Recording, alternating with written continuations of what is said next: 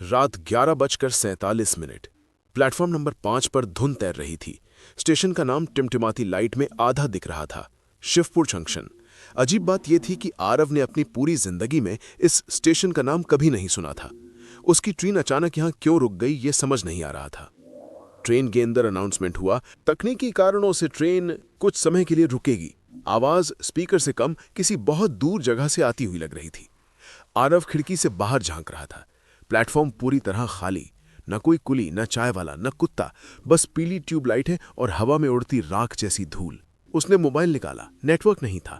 सामने वाली सीट पर बैठी एक लड़की काले दुपट्टे में चेहरा आधा छुपाए उसे लगातार देख रही थी।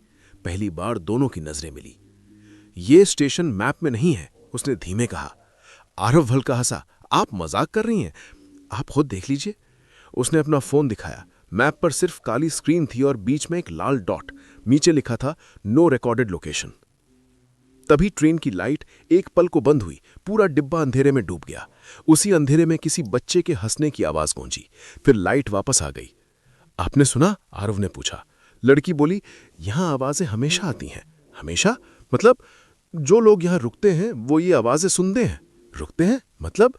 वो जवाब देने ही वाली थी कि डिब्बे का दरवाजा धड़ाम से अपने आप बंद हो गया। पीछे वाली सीट पर एक बूढ़ा आदमी बैठा था। सफेद दाढ़ी, खाली आंखें। अब तक वो बिल्कुल स्थिर था। अचानक उसने कहा, इस स्टेशन पर समय रुक जाता है। आरव ने मुड़कर देखा। क्या मतलब? बूढ़ा बोला, ये ट्रेन हर साल इसी रात यहां रुकती है। पर मैं तो पहली बार कोई नहीं आता। बूढ़ा मुस्कुराया। आरव ने अपनी घड़ी देखी। 11:47। लड़की की घड़ी भी, डिब्बे की डिजिटल घड़ी भी। समय आगे नहीं बढ़ रहा था। अचानक प्लेटफॉर्म पर एक परछाई दिखाई दी। एक बच्चा नंगे पैर, हाथ में लाल गुब्बारा, ट्रेन की तरफ देख रहा था। उसने धीरे धीरे मुस्कुराया। प्लेटफॉर्म की लाइट एक एक कर बुझने लगी। हमें नीचे नहीं उतरना चाहिए, लड़की ने कहा। क्यों? क्योंकि जो उतरते हैं वो वापस नहीं चढ़ते। आपको कैसे पता? मैं पहले उतर चुकी हूं। आरव सन रह गया। क्या? पर मैं बच गई क्योंकि मैंने पीछे मुड़कर नहीं देखा। बूढ़ा आदमी हंस पड़ा। उसकी हंसी में इंसानी आवाज नहीं थी। हर बार कोई सोचता है वो बच जाएगा। किससे? आरव चिल्लाया। बूढ़ा धीरे धीरे खड़ा हुआ। उसकी परछाई उसके शरीर से अलग दिशा में जा रही थी। ट्रेन अचानक झटके से हिली। अनाउंसमेंट फिर हुआ, जो यात्री उतरना चाहते हैं कृपया उतर जाएं, ट्रेन आगे नहीं जाएगी। डिब्बे में बैठे 8 लोग एक साथ खड़े हुए। सबकी आंखें खाली थीं, जैसे किसी ने उन्हें बुलाया हो। दरवाजा खुलते ही वो सब उतर गए और धुंध में एक एक कर गायब हो गए। लड़की बोली, अब हमारी बारी है। किस बात की? या तो हम यहीं रहेंगे या सच्चाई जानने उतरेंगे। सच्चाई क्या है? ये ट्रेन 13 साल पहले पटरी से उतर गई थी। आरव के गला सूख गया। तो हम सब यात्री नहीं हैं। अचानक आरव के फोन में एक फोटो अपने आप खुली। समाचार की हेडलाइन, शिवपुर ट्रेन दुर्घटना, कोई जीवित नहीं बचा। तारीख 13 साल पुरानी। डिब्बा नंबर वहीं था। फोटो में वो खुद खिड़की के पास बैठा दिख रहा था, आंखें खाली। ये झूठ है, वो चिल्लाया।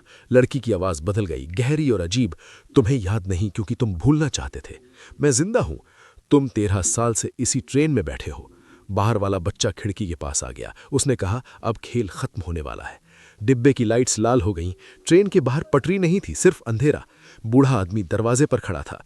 हर साल को याद आ जाता है, बाकी फिर भूल जाते हैं। लड़की ने आरव का हाथ पकड़ा। अगर तुम्हें सच याद आ गया तो तुम यहां से जा सकते हो। कहां? वहीं जहां बाकी चले जाते हैं। और तुम? वो हल्का मुस्कुराई। मैं तो स्टेशन की हूं। अचानक उसे याद आया, 13 साल पहले वो इसी ट्रेन में था। उसकी छोटी बहन भी साथ थी। वो कहाँ है? वो चीखा। बच्चा हंसने लगा। लड़की बोली, तुम्हारी बहन उतर गई थी। ट्रेन का फर्श गायब होने लगा। सीटें धुएं में बदल रही थीं। बूढ़ा चिल्लाया, याद करो वरना फिर 13 साल। आरव की आंखों के सामने सब घूमने लगा।